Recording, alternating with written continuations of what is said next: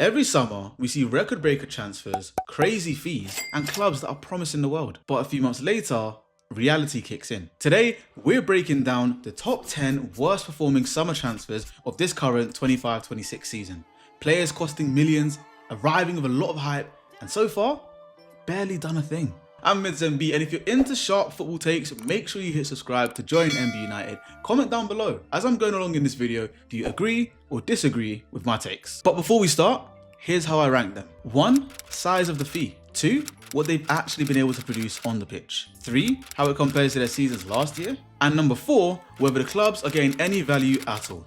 Simple enough, right? Starting with number 10. Chelsea paid Dortmund £45 million for Jamie Gittens. The expectation was a next best winger. However, in reality, we've barely seen any of that talent. Last season, 8 goal contributions in Germany, which is promising for a young winger.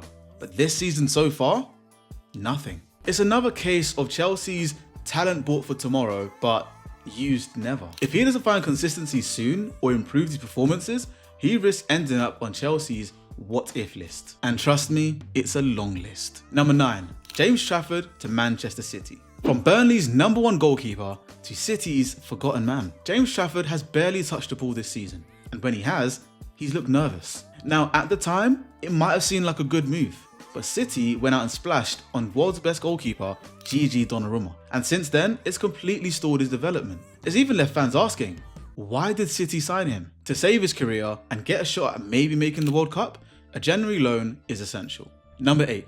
Milos Kerkez to Liverpool. Kerkez was meant to lock down Liverpool's left-hand side and replace the aging Andrew Robertson. But just 10 games in, he's made more defensive errors than key passes. Last season at Bournemouth, Kerkez looked fearless. But this season, he's looking shaky. Don't get me wrong, the potential is still there.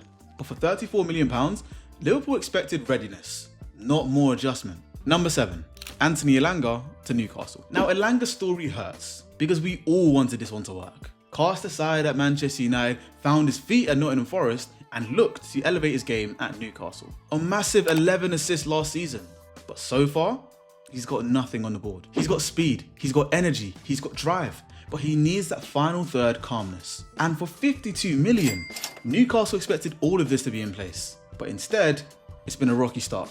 And it's looking like Newcastle bought excitement rather than end product. Number 6. Xavi Simons to Tottenham. From Leipzig's wonder boy to Spurs' missing creator, what has gone wrong for Simons so far? Last season in the Bundesliga, 10 goals and 7 assists. This season in the Premier League, only 1 assist on the board. The Premier League's pace and physicality has hit him hard, and right now, he's struggling to find his rhythm. Again, Xavi Simons' talent is undeniable, but his impact is still missing. And number 5, Lois Openda to Juventus. Openda was supposed to be Juve's explosive summer signing. Fast, clinical, decisive. 7 games, 0 goals, and 0 assists. From 9 goals last season to 0 in the Serie A, this is a massive drop. And honestly, a drop that Juve cannot afford to have up front. He looks lost in the Serie A, and Juve's fans are already calling him a panic buy. As we're going along this list, be sure to comment down below who do you think is the worst performing summer signing this season. Number 4. Tiano Barry to Everton. Everton needed goals this season, so they brought in Barry. No, not Gareth Barry. Tiano Barry, who scored 11 La Liga goals for Villarreal last season. But so far in England, he's yet to open his account. He's young, he's raw, but you cannot spend 25 million on a new striker and be waiting forever. He needs confidence and a manager that trusts him. But so far, he's adding to a long list of Everton chaos. Number 3. Jonathan David to Juventus. Now on paper, a free transfer for a 25-goal striker last season is genius. But 1 goal and 1 assist so far this season is not genius. It's concerning. He's isolated, he's out of rhythm, and frankly, he's not linking up well with Juve's midfield. Now, free transfers can still be expensive, especially when they're costing you points. Number 2.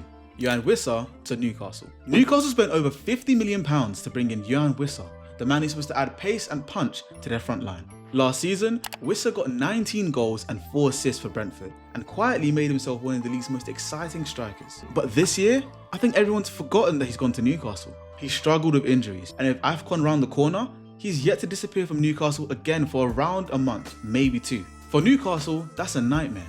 A big money signing who hasn't featured, and when he's finally back up to fitness, he's gone again. Now, of course, there's talent there, but right now, it's looking like a waste of money with no return. Now, before we get into this season's worst performing summer transfer, be sure to hit a like if you're enjoying the list so far, and don't forget, comment down below who I've missed on this list and whether you agree with me or not. Number 1.